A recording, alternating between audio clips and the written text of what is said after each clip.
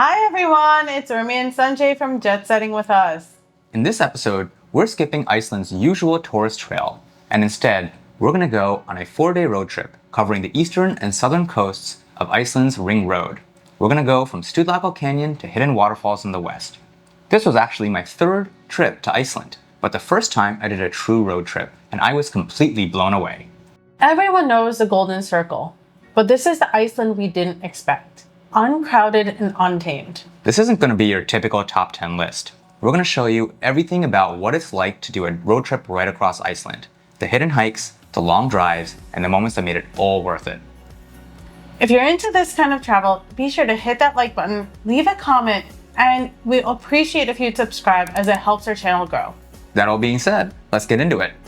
As an overview, our plan for this trip was to fly to Egilsstaðir in the east of Iceland and drive the ring road south and west back toward Reykjavik in 4 days. We landed at Keflavik International Airport just after 10:30 in the morning, then took the fly bus to Reykjavik's domestic airport, code RKV, located in Reykjavik city center. The total ride is about 1 hour 15 minutes, including a transfer, and it costs anywhere from $30 to $45 per person. Much cheaper than a taxi, unless you have a large group of people. Reykjavik's domestic airport is super small. There's literally no security, so you can bring your liquids, including your duty-free, right on your domestic flight. We caught a 2 p.m. flight to Egilsstaðir way out on Iceland's eastern edge. This was the calm before our big road trip. No big plans, no crowds, just keeping it a little easy our first day so we could get our bearings. We checked into our hotel, we hit the gym so we could wake ourselves up a little bit, and we tried to squeeze in the Vok Baths after dinner. But the restaurant wasn't quite in a rush, so we didn't make it to the baths. But that was okay though. The real adventure was going to start the next day anyway.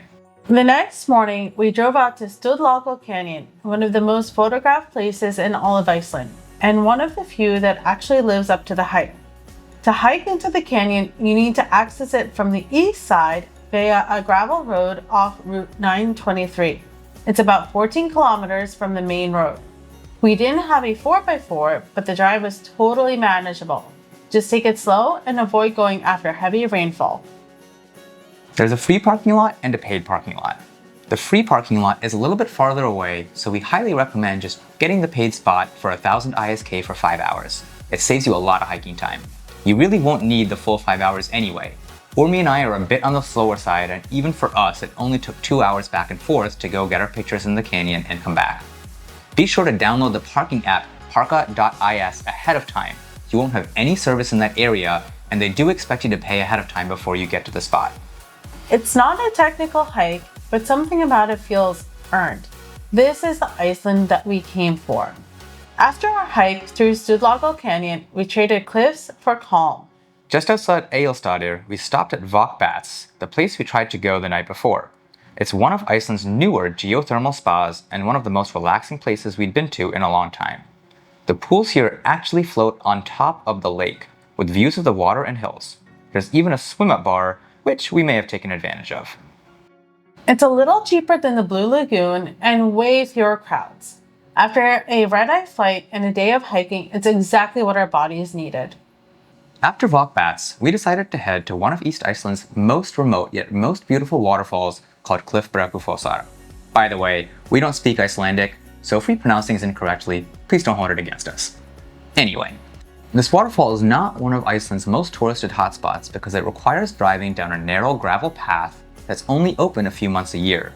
But we figured, hey, we've got plenty of daylight, a full tank of gas, and a rental car that's not technically 4x4, but it's got a lot of spirit. What more could you want, right? The drive started beautifully. Dramatic cliffs, winding switchbacks, misty valleys, one of those roads where every turn forces you to stop and stare. And then the fog rolled in. Hard. This video does not show how thick the fog was. Eventually, we had to call it. Klifbrekkufossar would have to wait for another trip, ideally one where we could actually see it. Luckily, Iceland has no shortage of backup waterfalls. Just outside Fjords, we found a short trail up to Budararfoss, a lesser-known cascade that's barely mentioned in guidebooks. It turned out to be a quick win, about 20 to 30 minutes out of the way from the ring road. While it wasn't on our original itinerary, this is the thing we love about adventure travel. Some plans fall through, and something unexpected takes their place. After a long day of hiking, hot springs, and a few unexpected turns, we started making our way west along one of the most underrated stretches of the Ring Road. This part of southeast Iceland doesn't get the same hype as the Golden Circle or Jokulsarlon, but it's incredible. Towering cliffs on one side, black sand beaches on the other, and curves that make you forget the last time you looked at your phone. We didn't capture nearly enough video of the fjords, but sometimes it's just better that way. The next day, we headed to Jokulsarlon to go kayaking. Ormi had done this on a previous trip and really enjoyed it, so this time we booked it weeks in advance. It's one of Iceland's most touristed activities, and once you're in the lagoon, you can see exactly why. That being said, I'm gonna be honest. This excursion wasn't quite as magical as I remembered it to be, as there were fewer icebergs out in the lagoon compared to the last trip I made. It's still a cool experience, pun not intended, but if you're short on time or budget, you might get just as much from watching the lagoon from the shore. Right across the Ring Road from Jokulsarlon is Diamond Beach, where chunks of glacier wash ashore and sparkle in the black sand. We didn't catch it at its peak as most of the ice had drifted, but when the conditions line up, this place can be incredible.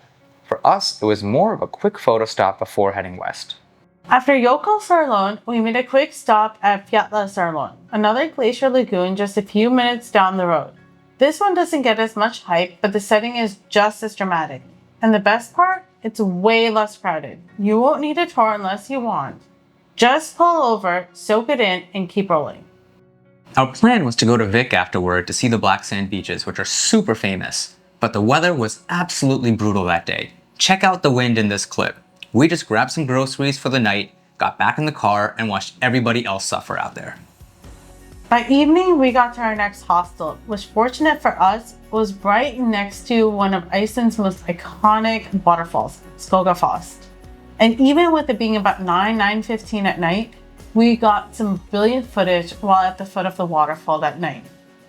The next morning, we made a stop we weren't planning to make. So Ormi and I were just driving by, and she wanted to get a picture of this mountain up here.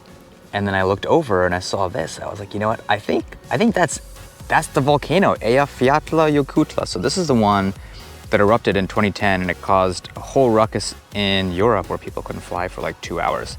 So this was cool. We didn't really intend for this stop to happen, and we happened to drive by. So nice to put a face to a name, as they say, right? From there, we left the southern coast behind and headed inland toward Thjorsardarlur, a quieter valley that's way off the typical tourist path. This drive isn't about chasing big name spots. It's about the scenery itself, rolling hills, rivers cutting through lava fields, and tiny gravel turnoffs that lead to hidden waterfalls. Our first stop in Thjorsardarlur was Hjalparfoss, a waterfall tucked between lava formations right off the main road. If you look closely here, you can see basalt columns similar to those we saw at Stuðlagil Canyon.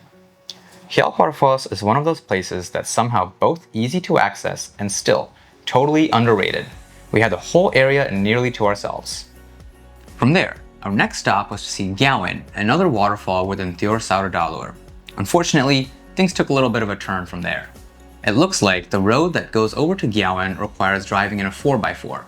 We considered parking the car and hiking the rest of the way, but we had to return the rental car in just a couple hours, so it didn't make sense for us, unfortunately. It'll have to wait till next time.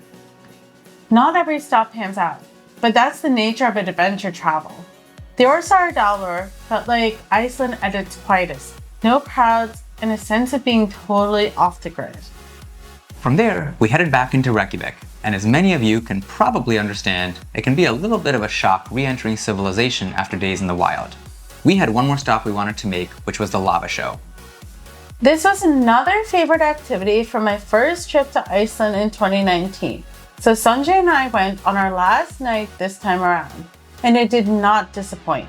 This is the only place in the world where you can see real molten lava poured indoors and feel the heat from just a few feet away. It sounds a little touristy, but we found it an informative and super unique experience. We highly recommend it and have left an affiliate link in the description below. As usual, we'd like to leave you with a few pro tips to make the most of your trip to Iceland. First, it's going to get crowded during the summer season, so expect to book your accommodations far in advance. You should also expect to pay high prices. You can save a little bit of money by buying groceries and cooking your own food in the kitchens that some of these accommodations may offer. Be sure to check that ahead of time. If you're doing the RV thing by driving around in an RV, you may find some facilities around the ring road that offer a place to shower and also cook your own food. Number 2. Speaking of money, credit card is pretty widely accepted even around remote Iceland, but just keep in mind it's usually Visa and MasterCard. Number 3. Speaking of remote Iceland, keep in mind that cell signal can be pretty poor out there or non-existent, so make sure you download offline maps in advance on your phone when you're on Wi-Fi. This will make it much easier when you're trying to navigate and suddenly want to change directions or see something new. Finally, number 4. This is not really the focus of our vlog. However, if you're interested in trying Icelandic liquors when you're in the area, be sure to buy these on your way in the duty-free shop. Iceland has amongst the highest liquor taxes in the world, and maybe even the number 1 highest liquor tax, so it can be quite extraordinarily expensive to buy alcohol once you're past that duty-free shop. We recommend buying some on the way in, trying it to see if you like it, and then if you want more, you can buy it on the way out as well. Well, that's a wrap for today. In 4 days, we traveled to the eastern and southern coasts of Iceland along the Ring Road.